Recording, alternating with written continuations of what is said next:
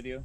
We are actually going to do a quick walk around of the Discovery. So since I've bought the Discovery, I have not actually done a full walk around and actual look at it, just miscellaneous things here and there. So I think today what I'll do is I'll talk about what's been done to it, a couple of things that we have planned coming up, and then just a few of the kind of the fun stuff about this Discovery and what we're excited about with it, I think. So anyways, if you want to come on with me, we'll start in the engine bay. So what's different about this Discovery versus most of the 1995's Discovery that you'll see in America is this baby right here. This is a 200 TDI diesel from a European spec Land Rover Discovery 200 TDI.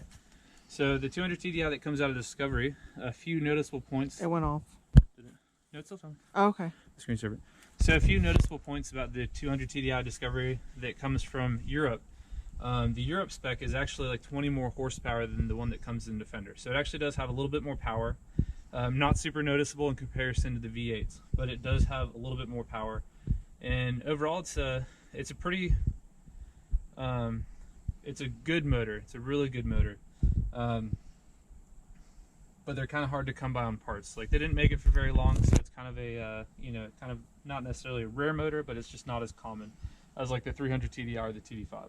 So parts are a little hard to come by, but it does make it a little bit more fun. It kind of is one of those things you don't see very often, especially over here in America. So some of the things that you can notice in the difference between the 200 Defender spec and the TDI spec, or the Discovery spec, is where the turbo is located. And the turbo on here is actually located back behind the alternator down here, whereas in the Defender, I believe it's actually located higher up. Another thing is the alternator is actually located on the left side of the motor instead of the right side of the motor as well. And there's a few other kind of minuscule differences, but that's pretty much the big ones. On this Discovery, for what I've done so far, a few of the issues that I've had with the motor, and it's more of just showing age than it does unreliability. The alternator, I've actually replaced recently. This is actually last week. So this is a brand new alternator that I'd actually put in. It took almost a month and a half to get here because of how hard it is to find these, I guess. So I finally was able to source one, and then the shipping on it took forever. That being said, alternator went bad. There was actually play in the shaft, and I'll actually put a link for the alternator swap video. But I just replaced that. The other thing, which is pretty common on a lot of these old diesels, is I had to do the O-ring on the head of the fuel injection pump here. It leaked diesel when I was trying to do an oil change, and it was an easy fix. It just was a time-consuming fix. So that's all that I did so far in the engine bay. So I'm going to go ahead and close up the hood, and then we're going to look at the front bumper. So a few of the modifications I've done up here is just the LED lights. So I did do LED headlights because the original headlights for this vehicle are just terrible. They're not very modern, so I did upgrade to some nice LED lights. They're very bright, perfect for driving, and I don't think they ruin the classic aesthetic too much. So I'm gonna get this off. A few things I've done fixing wise on the front end. So this was plasti dipped. The whole truck was green. So I peeled all the plasti dip off, and now it's back to that factory terrible peeled off clear coat white. Which I do love the patina a lot more with the white than I did the ugly plasti dip. But a few things that I have done is I've recoated what normally is white on this trim down here at the bottom with black plasti dip, and that just kind of gives a little bit more oomph to this aftermarket bumper that was welded in place. A little bit about the bumper on the front of this. The bumper is kind of custom. So it used to be a brush guard that the original owner who did the 200 TDI swap actually manufactured this bumper and welded it into place. Supposedly he was a metal fabricator and a pretty dang good one. But he actually made this bumper for it and put it on there. It's welded in place. I do not have plans of keeping this bumper long term, but for now it's doing its part. I could throw a winch on there and not have to worry about it. So it's not going anywhere anytime soon. These cables here, the limb risers, those came on here when I bought it as well. And those are, I have no intent of taking those off.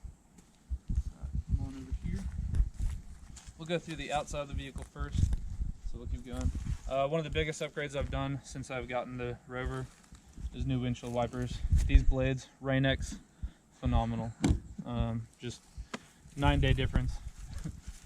We'll look at the roof rack on here. So I do not know what the brand is. I don't know what the brand is on this roof rack, but it was on here when I purchased the vehicle. Absolutely love it. It's one of my favorite things about Discovery is when you get that roof rack going. I just think it has that really cool, awesome camel trophy and like safari look. So that's that. On the roof rack, I have an off-road awning. I think this is in video 2 where I actually pulled it out and stuff. This off-road awning came with the truck. The guy actually had it on here and he said you could have it with it, so I took it and I'm running with it. So I mounted it up on this side. The reason why I have it on the left side or the driver's side is that way when we come camping, I'll come back here. When we go camping and we set up camp, when we have the tailgate access, we'd be able to use this as kind of our camp spot, and then have the awning on this side so you don't have to walk all the way around to get to where we'd have our setup. We're not going to look in the back of the truck right now because it looks terrible. There's stuff everywhere. Another addition that we have is our rooftop tent. This one is actually put on just last week. We have not used it yet, but we do have big plans to use this. So we just got the rooftop tent up there. And I'll talk about the rooftop tent, I think, in a completely different video. But we actually we were waiting on the ladder extension. So our first camp trip, we'll probably talk a little bit more about the rooftop tent. But that's mounted up there, that's good to go. Came with the tailgate ladder, so that's nice, that's pretty handy. Not really much else going on with the rear.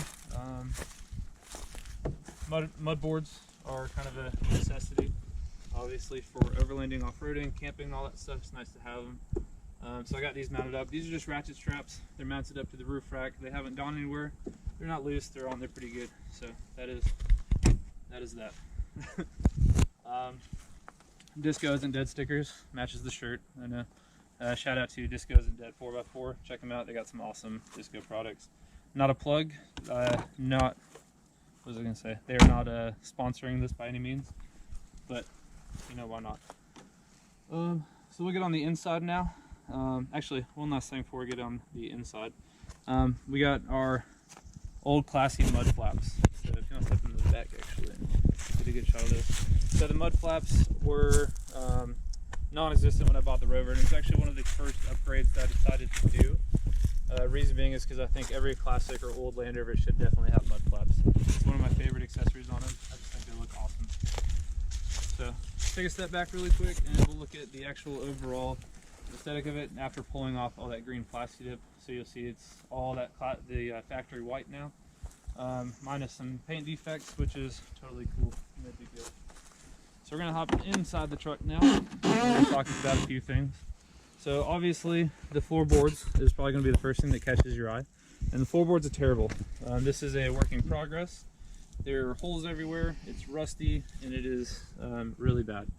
But we did mount up this non-factory seat. So this is a universal bucket seat from eBay, and I have it kind of jerry-rigged down here with a Corba universal seat mount. This Corba universal seat mount is going to be what I'm going to be using on both of these seats once the floor pans are replaced and fixed, and I'm going to have another matching seat for the driver's side with that universal Corba seat mount. One of the coolest things on the inside of this Discovery, you will notice, and this is my other favorite part about this Discovery, is this thing right here. So it is a 5-speed manual transmission that pairs up with a 200 TDI. It is an LT77, I believe, 5-speed manual with the 200 TDI, which is pretty sweet. Very fun, very finicky, grinds all the time in second gear. They're terrible, but absolutely love it. It has not left me down yet. Not let me down completely yet. I lost second gear for like 3 weeks so far. A little bit about the transmission. When I first got it, it had automatic transmission fluid in it. There was a video about that I did as well.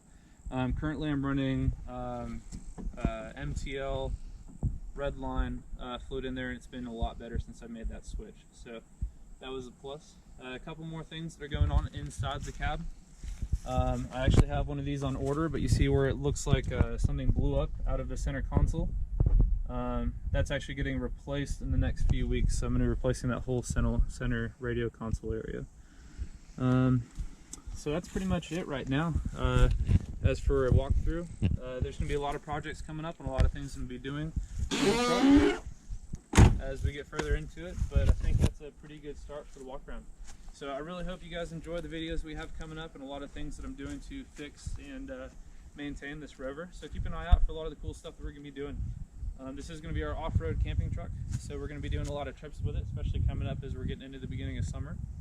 So stay tuned, keep an eye out, and let me know what you think too. If you guys have any questions about the rig or anything that I might have missed, or any questions about some of the plans for the future. Actually, we can talk about future plans, so I'll backtrack on that a little bit. If you guys have any questions or anything about the rig, feel free to leave a comment and ask those questions.